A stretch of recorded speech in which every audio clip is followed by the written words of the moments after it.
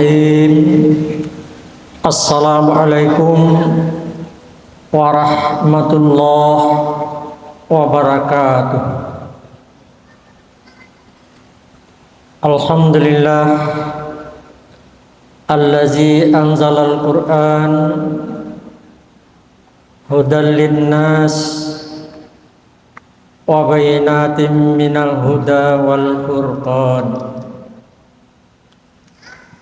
Asyhadu an la ilaha illallah wahdahu la syarikalah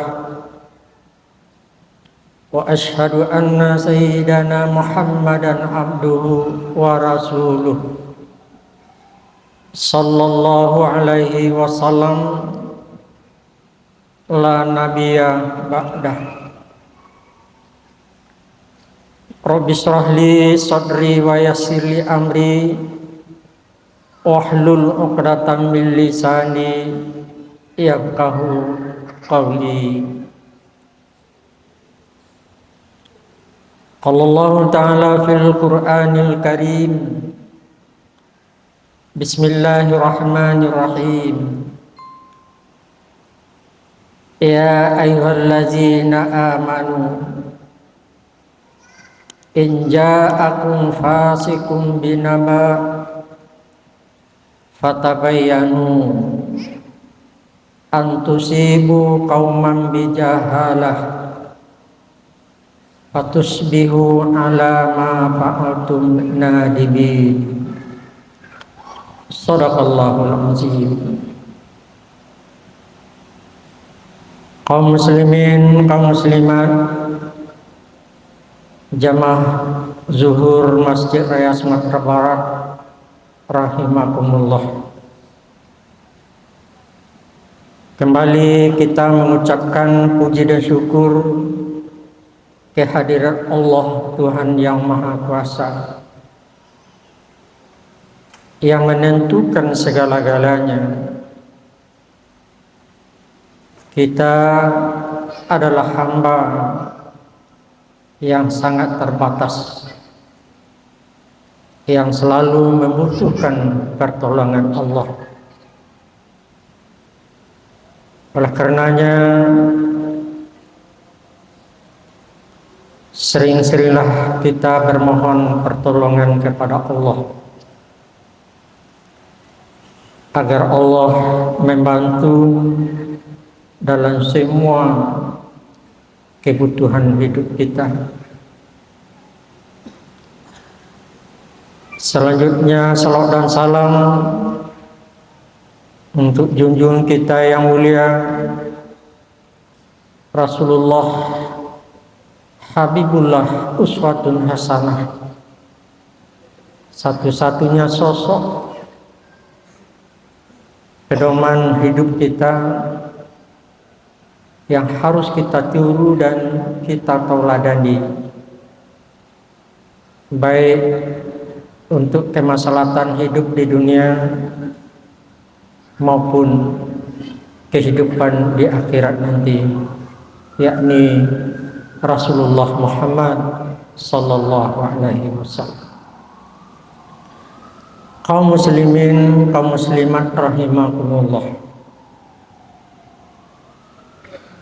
Akhir-akhir ini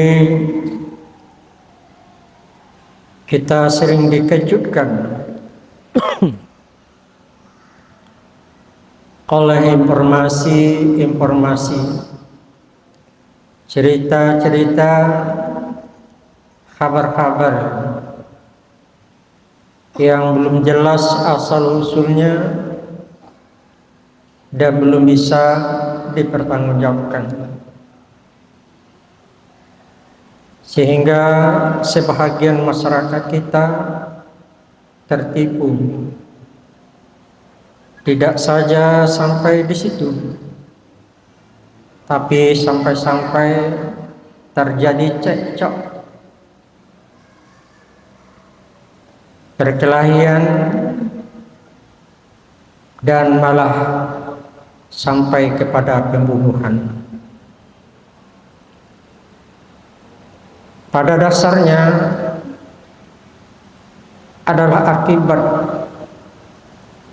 dari menerima kabar informasi cerita-cerita dari mulut ke mulut yang sangat berbahaya, tidak hanya berbahaya kepada pribadi, keluarga, masyarakat, dan malah sampai kepada bangsa dan negara.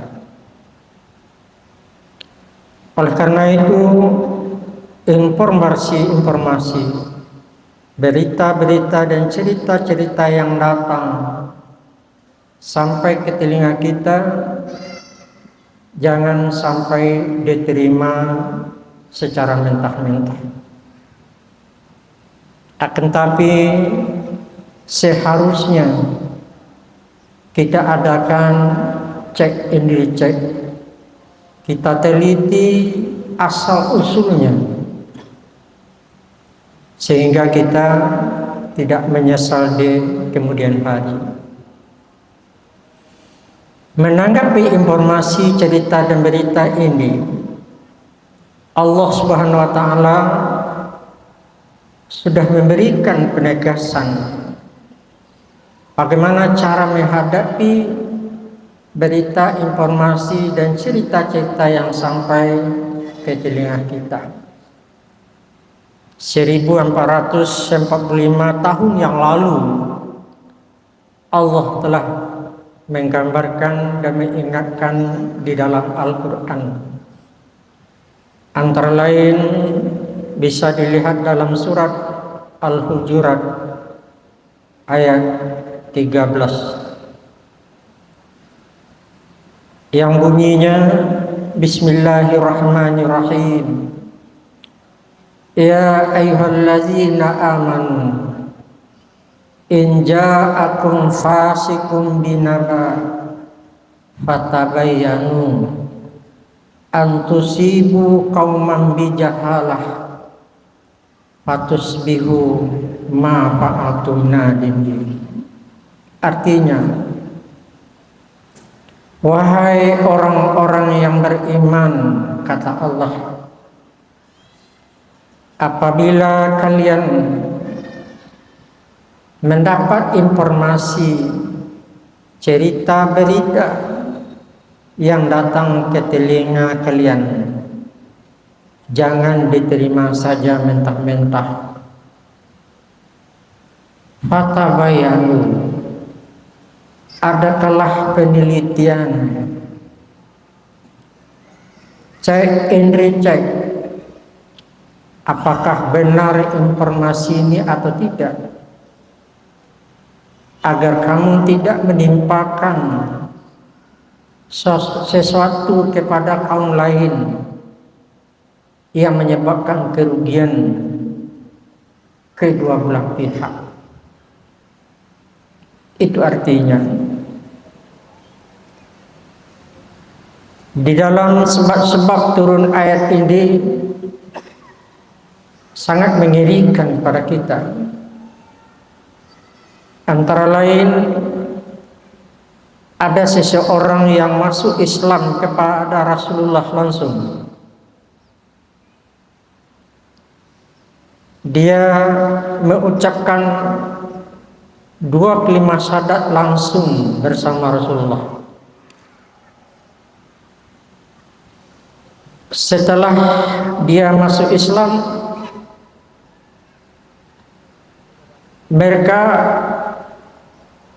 dia belajar sungguh-sungguh dalam Islam.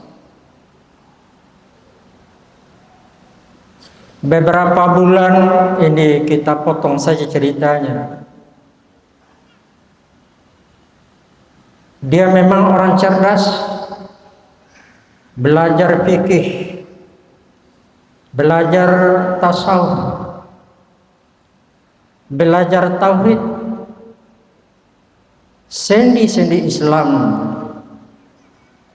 dia belajar pada Rasulullah dan para sahabat, sehingga sudah banyak ayat hadis yang telah hafal. Al-Quran banyak yang telah dihafalnya, hadis pun juga demikian. dan dia seseorang yang cerdas dan sudah bisa berdakwah, menyampaikan syiar agama. Pendek cerita, akhirnya dia ingin pulang ke kampungnya. Rasulullah berpesan, kalau Anda mau pergi ke kampung, syiarkanlah ajaran Islam ini. Ajaklah orang untuk berzakat, karena harta zakat ini sangat dibutuhkan di saat Islam sedang berkembang ini. Demikian juga harta wakaf, karena harta wakaf ini juga akan menjawab tantangan umat Islam ke depan. Begitu juga infak dan sedekah. Akhirnya setelah dia pergi ke kampung, memang seperti yang diarahkan oleh Rasulullah dan para sahabat. Dia mensiarkan agama Islam di kampungnya. Beberapa bulan sudah banyak orang yang tertarik dan masuk Islam.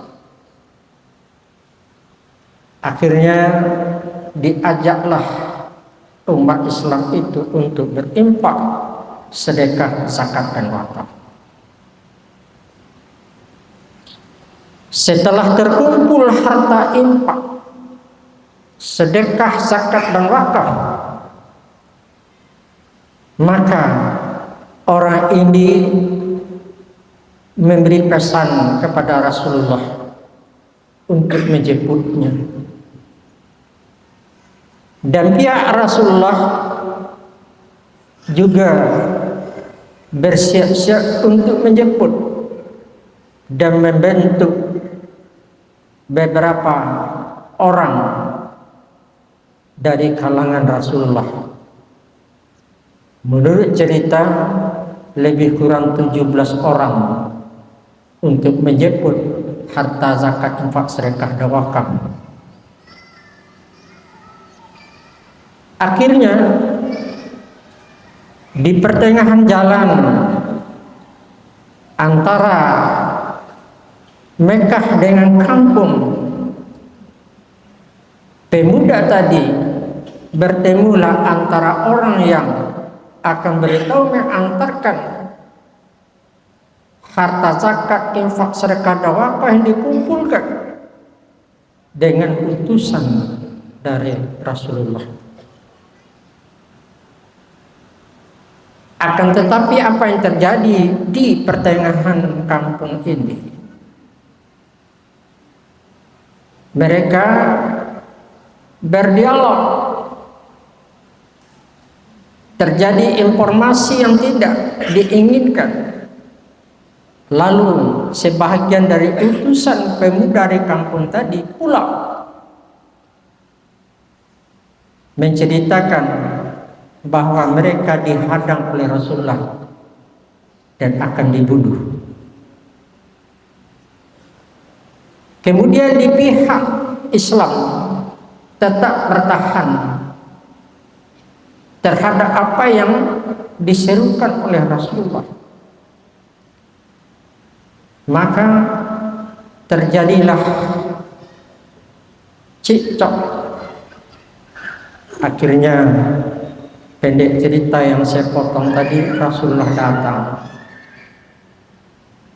Rasulullah bingung mana yang benar. Apakah berita dari utusan Rasulullah atau utusan dari pemuda yang telah masuk Islam ini?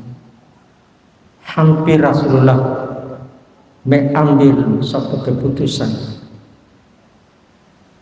Di saat itulah turunnya ayat Al-Quran yang berbunyi, ya ayyuhallazina amanu in ja'akum fasiqun binaba fatabayyanu an tusibu qauman bijahalah fatusbihu ma fa'altum nadimin. Itu ayat yang turun. Wahai orang-orang yang beriman, apabila datang suatu informasi, berita, kabar dan cerita-cerita ke telinga Anda, ke telinga kalian, jangan diterima mentah-mentah. Fatabayyanu, wajib menelitinya, cek and recheck, agar kamu tidak menimpakan satu pada kaum yang menyebabkan kalian nanti menyesal kedua belah pihak. Itu bunyi ayat. Rasulullah setelah menerima ayat ini berlaku tegas